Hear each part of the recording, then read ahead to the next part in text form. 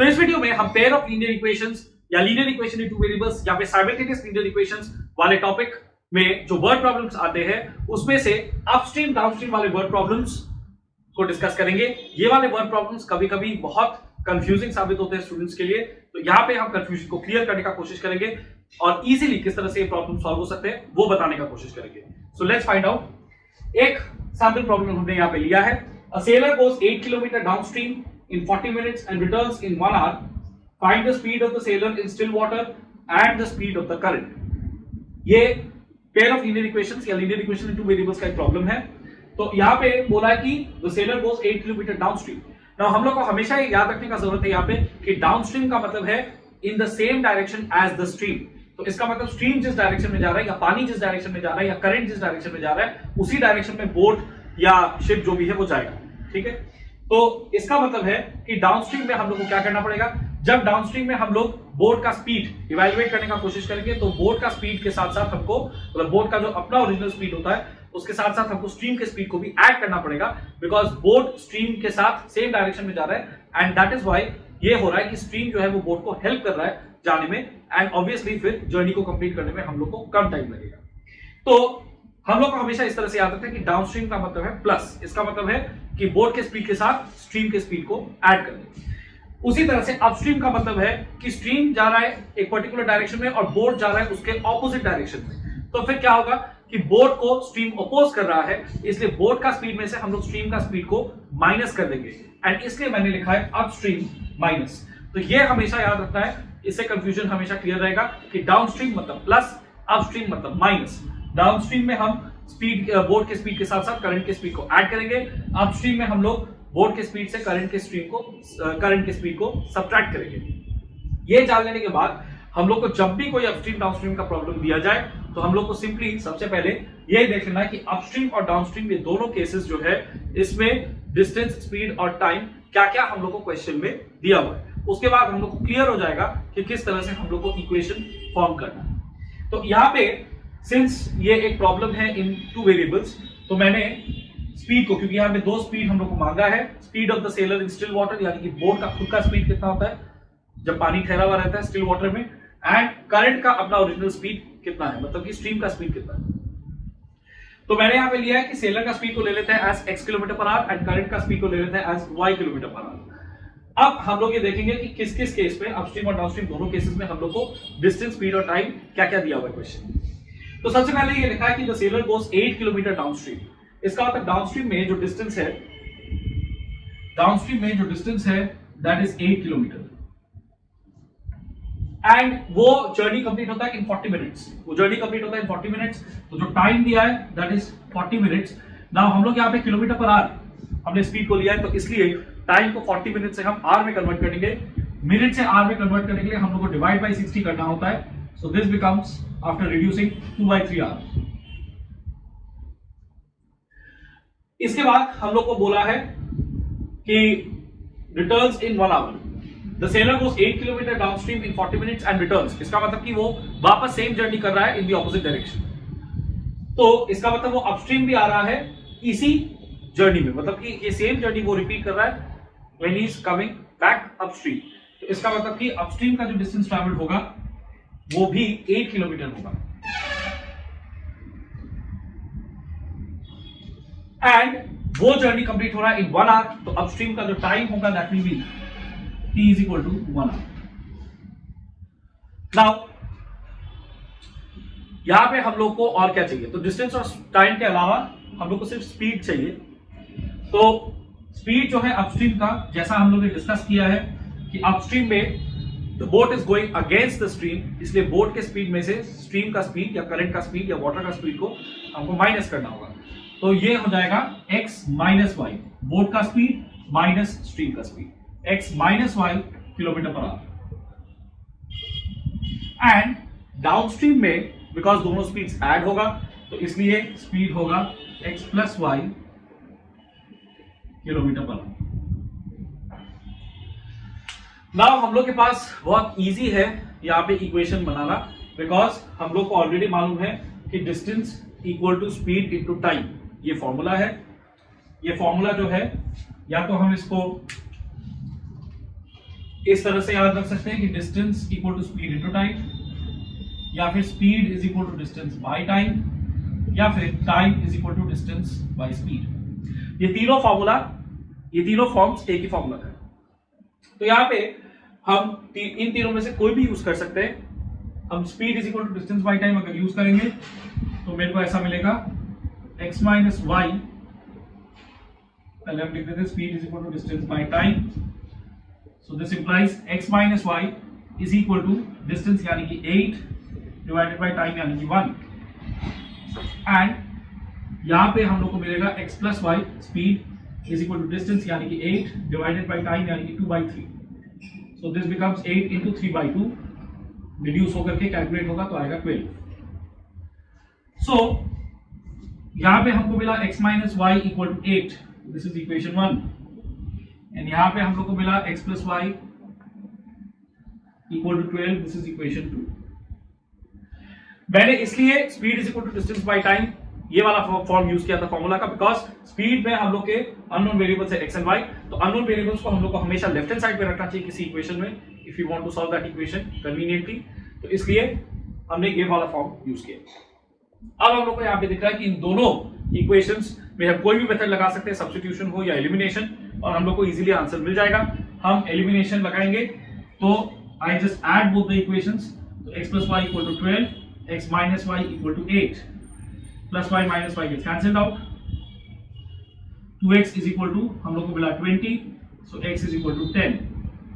Now if x is equal to 10, अगर हम इन दोनों में से किसी भी इक्वेशन में x का वैल्यू 10 पुट करेंगे तो हमको मिलेगा y एज 12 माइनस 10 और 2।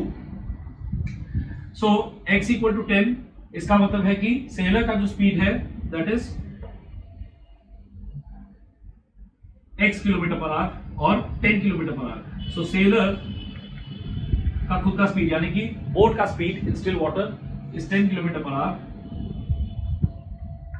एंड जो करंट का स्पीड है 2 kilometre per our.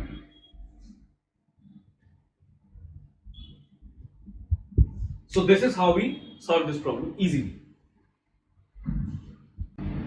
Next problem, a boat goes 24 km downstream and 16 km upstream in 6 hours.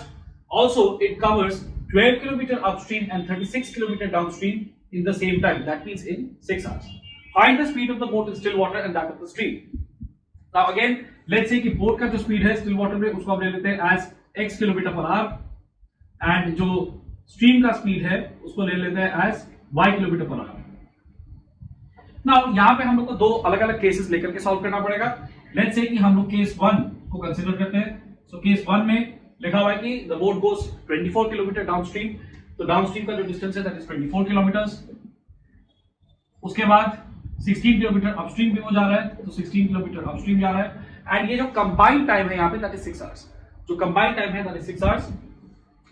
Now obviously जो अपस्ट्रीम का जो स्पीड होगा that will be x minus y kilometre per hour, जैसा पिछले example में हमने लिया था, एंड जो डाउनस्ट्रीम का स्पीड होगा that will be x plus y kilometre per hour. And इस केस में टोटल कंबाइंड टाइम जो है दैट इज 6 आवर्स। तो यहाँ पे कोई इंडिविजुअल टाइम नहीं है, तो हम ये कंसीडर कर सकते हैं कि T1 एंड T2 ये दोनों को ऐड करके हम लोग के पास 6 आवर्स है। T1 एंड T2 ये दोनों को ऐड करके हम लोग के पास टोटल 6 आवर्स है, बिकॉज ये टोटल कंबाइंड जर्नी 6 आवर्स में हो रहा है। सो हम लोग अगर T1 और T2 को इंडिविजुअली निकाल के इस इक्वेशन में पुट कर सके तो हम लोग को एक इक्वेशन मिल जाएगा, और फिर ठीक इसी तरह से केस 2 को कंसीडर करने से हम लोग को अपना दूसरा इक्वेशन मिल जाएगा। तो यहाँ पे इस केस में हम लोग ये लिख सकते हैं कि T1 जो है that is equal to according to this formula distance by speed, so distance is 16 and speed is x minus y. On the other hand T2 जो है that is equal to distance by speed, मतलब 24 by x plus Y. तो अब अगर हम इस equation में put करें तो हम लोग को मिलेगा 16 by x minus y plus 24 by x plus y is equal to 6। यहां पे this is the first equation, ये पहला इक्वेशन है हम लोग का। अब अगर हम केस 2 को कंसीडर करें तो केस 2 को फिर से सेपरेटली लिखना होगा। केस 2 को कंसीडर करें तो it covers the boat covers 12 kilometre upstream मतलब कि 12 kilometre against the stream and 36 kilometre with the stream, 36 kilometre downstream एक साथ, मतलब कि 12 किलोमीटर अपस्ट्रीम जाने के बाद तो 36 किलोमीटर डाउनस्ट्रीम आ रहा है, और ये हो रहा है इन द सेम टाइम, ये टोटल कंबाइंड जर्नी हो रहा है in the same time, that is 6 hours. तो यहाँ पे अपस्ट्रीम का डिस्टेंस है 12 किलोमीटर्स, डाउनस्ट्रीम का डिस्टेंस है 36 किलोमीटर्स। अगेन हम लोग का जो इक्वेशन फॉर्मेशन होगा वो सेम तरीके का होगा। यहाँ पे जो टाइम होगा that will be 12 by x minus y, यहाँ पे जो टाइम होगा that will be 36 by x plus y, and फिर से जो कंबाइंड टाइम है दैट इज 6 आवर्स, तो 36 by x plus y plus 12 by x minus y, ये बन जाएगा हम लोग का इक्वेशन 2। This becomes equation 2।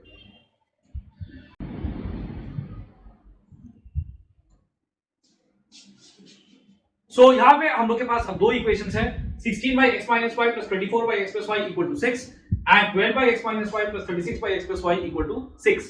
तो सबसे पहले हम लोग यहाँ पे क्या करेंगे कि हम लोग 1 by x minus y and 1 by x plus y को कुछ वेरिएबल्स असाइन करेंगे और फिर उसके बाद वो सब्स्टिट्यूशन करके इन इक्वेशंस को सिंप्लीफाई करेंगे और फिर एलिमिनेशन मेथड से सॉल्व करेंगे। क्योंकि यहाँ पे x minus y और x plus y डिनोमिनेटर में है तो इसलिए हम लोग को ऐसा करना होगा, नहीं तो x minus y और x plus y का अगर एलसीएम हम लोग लेते हैं तो फिर कॉम्प्लिकेट हो जाएगा। तो यहां पे हम लोग वही करेंगे, late 1 by x minus y, 1 by x minus y equal to a and 1 by x plus y equal to b। 1 by x minus y को ले लेते हैं a and 1 by x plus y को ले लेते हैं b। Now this is a form जिसको हम लोग बोलते हैं equations reducible to linear equations, मतलब ऐसा इक्वेशन जिसको हम लोग लीनियर इक्वेशन में लेकर के आ सकते हैं। तो यहां पे अब हम लोग इक्वेशंस को मॉडिफाई करेंगे। 1 by x minus y को मैंने लिखा है a और 1 by x plus y को मैंने लिखा है b, तो ये हो जाएगा 16a plus 24b, 16a plus 24b equal to 6, 16a plus 24b equal to 6। अब यहां पे हम लोग जितना हो सके सिंप्लीफाई करेंगे। 16 और 24 में से हम 4 कॉमन ले सकते हैं, तो 4 कॉमन लेने से अंदर में हम लोग के पास आएगा, सॉरी 16 और 24 में से हम 8 कॉमन ले सकते हैं, जितना मैक्सिमम हम कॉमन ले सकते हैं वो ले लेंगे। तो 8 कॉमन लेंगे तो हम लोग के पास आएगा 2a plus 3b equal to 6, और फिर उसके बाद इस 8 को हम लोग ट्रांसफर कर देंगे to the right hand side, तो 2a plus 3b equal to 6 by 8, that is equal to 3 by 4। ये हम लोग के पास आया इक्वेशन 1। इस इक्वेशन को जब मॉडिफाई करेंगे तो हम लोग को मिलेगा 12 into 1 by x minus y मतलब a plus 36 into 1 by x plus y मतलब b, so 36b equal to 6। उसके बाद यहाँ पे हम लोग 12 कॉमन लेंगे, जितना मैक्सिमम हो सके हम कॉमन लेंगे, so 12 into a plus 3b is equal to 6। उसके बाद हम लोग 12 को भेज देंगे on the right hand side division में, so a plus 3b equal to 6 by 12, that is equal to half, this is equation 2। Now हम लोग यहाँ पे देख सकते हैं कि इस इक्वेशन में भी हम लोग के पास 3b है, इस इक्वेशन में भी हम लोग के पास 3b है। तो अब हम लोग एलिमिनेशन मेथड यूज करेंगे। We subtract the two equations, so 2a plus 3b equal to 3 by 4 minus a plus 3b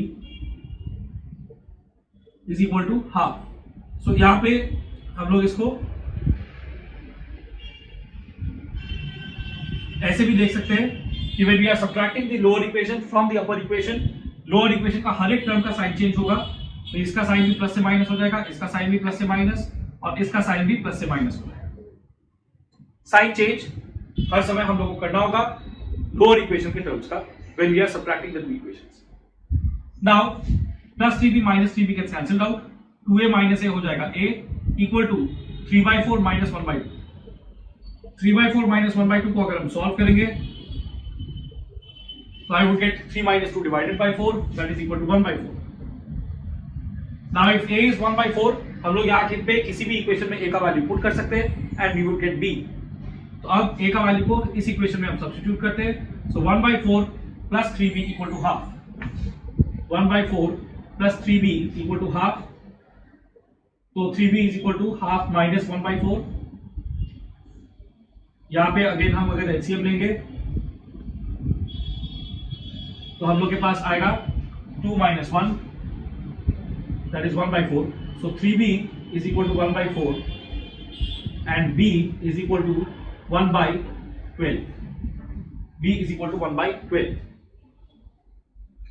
Now A और B का जो वैल्यू है, A का वैल्यू हम लोग को मिला as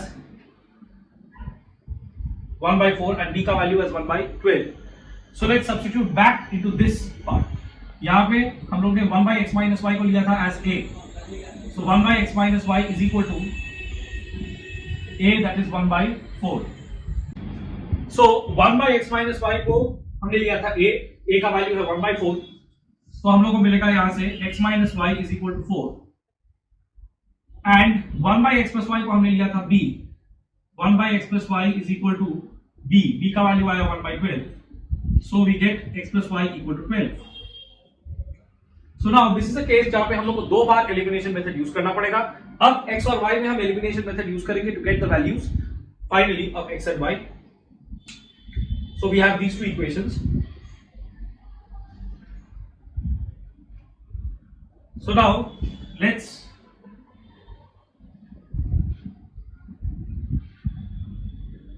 add these two equations because add करने से plus y minus y cancel हो जाएगा. So x plus y is equal to 12 and x minus y equal to 4. So plus y minus y gets cancelled out. 2x equal to 12 plus 4, that is 16. X equal to 8. And अगर यहाँ पे हम लोग 8 का value को x की जगह put करेंगे, we would get y is equal to 12 minus 8, that is 4. So x equal to 8 and y equal to 4. That is the answer of these two set of equations. So इन दोनों equations का answer है x equal to 8 and y equal to 4. So finally we get the two speeds as 8 km per hour and 4 km per hour. तो हम लोग का answer होगा 8 km per hour and 4 km per hour. So this is our final answer.